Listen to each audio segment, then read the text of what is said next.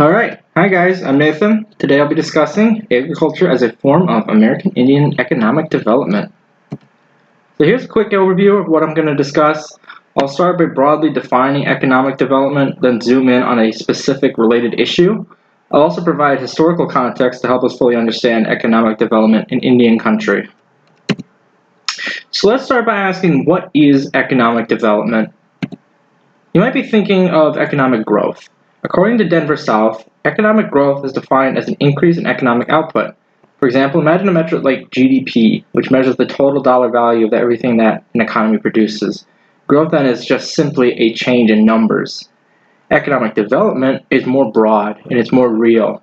It's about using economic growth to improve the standard of living in a certain region or community. Say, after experiencing a boom in business, a community decides to reinvest in itself by using their proceeds to build new schools, parks, businesses, banks, houses, or really any other kind of infrastructure.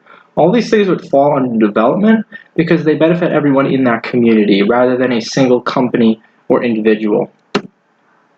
Economic development is a very important focus all over the world. If you've ever heard the phrase developing country or developing region, this is the kind of development that it's referring to. Economic development can be found on a macroeconomic scale in the form of healthcare, education programs, foreign aid, and international policy. It can also be found on a microeconomic scale in the form that I described earlier, where a community leverages a unique economic opportunity to increase everyone's wealth and well-being. Today, many American Indian communities exist in a state of economic underdevelopment. In 2002, 35% of rural American Indians lived below the national poverty line. Additionally, they had, on average, less than a quarter of bank savings than our other rural groups. Because of this, Indian communities struggle to maintain adequate healthcare, education, and housing. All these factors are responsible for the high rate of poverty, crime, substance abuse, illness, and stress that we've discussed previously in this class. By creating a wealthier and more sustainable communities, economic development can be a really powerful tool for fixing these kinds of social problems. So what kind of economic opportunities do American Indians have? Well, one form you might be familiar with is gaming. According to Wilkins, in 2014, there were 489 Indian-owned gambling facilities in the U.S., which generate a total revenue of $95 billion. American Indians also participate in many other industries, such as lumber, fishing, manufacturing, and tourism. These are all really interesting topics on their own, but today I want to focus on just one type of Indian economic development that maybe doesn't get as much recognition, and that's agriculture. It can be said that farming is America's oldest form of economic development, having existed here long before Europeans arrived and introduced their methods. The first native farmers appeared over 7,000 years ago in the Midwest. Squash was the first crop to be domesticated, but many more appeared over time. By the year 1000 AD, native people were connected by a vibrant economy of agricultural foods and their byproducts. Farming sustained native communities and forged important connections between people. Farming is still a cornerstone of many native communities.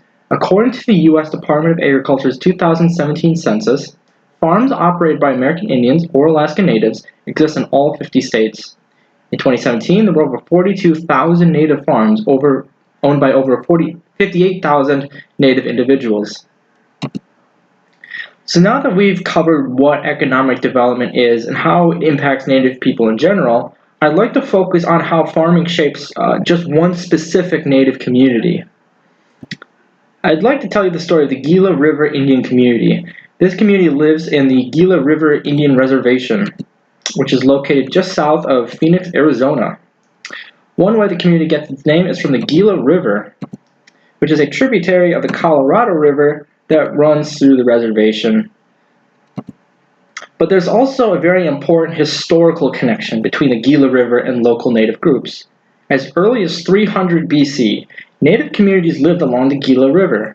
The first group to settle here, called the Huhugan, grew as large as 60,000 people and constructed 500 miles of canals extending from the river. By the 19th century, another native group called the Akamil Utham lived along the Gila River. During the 1840s, another group, named the Pipash, were driven away from the Colorado River and were welcome to live alongside the Pima at the Gila River. Today, the Akimel Utham are known as the Pima, and the Pipash are known as the Maricopa. It's these two groups living and working together that forms what's now called the Gila River Indian Community. According to the previously cited USDA agricultural census, Arizona has the largest number of native farmers in the U.S., totaling over 11,000, or about 1/5 of all native farmers in the country. Irrigation makes the Gila River one of Arizona's most productive agricultural regions. In a similar report from 2014, Arizona native farmers generate $67 million in agricultural products. Agriculture is a major focus of the Gila River Indian community. In fact, the Gila River Valley is home to many globally recognized native farms. One such enterprise is Gila River Farms. It's located in Sacaton, Arizona, a Gila reservation town. This is a major native-owned farm that grows more than 10,000 acres of alfalfa, cotton, wheat, orchards, and vineyards. In a 2012 article published by Cronkite News, Stephanie Seda, a manager of Gila River Farms, explained how their most popular products, which are alfalfa and cotton, are sold all over the world, and as far as China, Vietnam, and the Philippines. Ramona Farms is another successful farm in the Gila River community. Also located in Sacaton, this family farm has quite a remarkable story. Ramona Farms was founded in 1974 by Ramona and Terry Button in response to a growing health crisis in the Gila community. Because agriculture in the area was dwindling due to the reservation's failing irrigation system, Gila Indians were turning to processed foods. This created an epidemic of diabetes, heart failure, and other serious ailments. Ramona, who had an agricultural upbringing in the Gila community, decided to put her traditional farming knowledge into practice. Today, Ramona Farms grows native and non-native crops year-round, such as wheat, barley, corn, and cotton. But the farm's pride and joy is tepiary beans, which were once grown by the Pima and Maricopa tribes, but were almost extinct by the 1970s. As you can see, the Gila River community has found their unique economic opportunity and seized it. Agriculture ties Indian families together, preserves native traditions, and improves the well-being of the entire community. But the situation is far from perfect. A critical issue in the Gila River Indian community concerns water security. Water security is a community's ability to access the water that it needs. It's also about having enough water to sustain economic growth and development. For Gila Indians, though, water security is not an isolated issue. Gila Indians have endured a long history of being denied water by outsiders. Without water, agriculture is impossible in Arizona. Without agriculture, no community can survive. Irrigation remains as important to Gila Indians today as it was to natives thousands of years ago. The Spanish were the first Europeans to reach the Gila River. They met the Pima tribe in 1694, followed later by Mexican and American explorers. Gila natives and Europeans had a very important interaction during the 1849 California gold rush. In just 1 year, 40,000 travelers passed through the Gila River Valley. Many of them stopped to rest in Pima villages as they traveled west. Thanks to the vibrant agricultural economy supported by the Gila River, the Pima were one of the wealthiest tribes in Arizona. At the time, the Pima harvested over 15,000 acres of corn, beans, and squash. Travelers were amazed when they received banquets of fresh food, plenty of water, and a place to stay overnight. Stories quickly spread of the Pima's generosity and the river that made it all possible. In 1860, the first American settlers following Manifest Destiny arrived at the Gila River. Their first construction project was to build a series of canals to support their own agriculture. These canals were built upstream from the Pima community, so as more and more water was diverted to the settlers, the Pima found themselves with less and less to grow their crops with. By 1900, the old Gila River was dried up. After 40 years without water, the Pima's 15,000 acres withered to only 3,600. As a result, the Pima economy was totally ruined. Legal actions during the 20th century restored a small amount of water to the Gila community. The most substantial of these was the Central Arizona Project. This project built a 300-mile canal that delivers water from the Colorado River to central Arizona.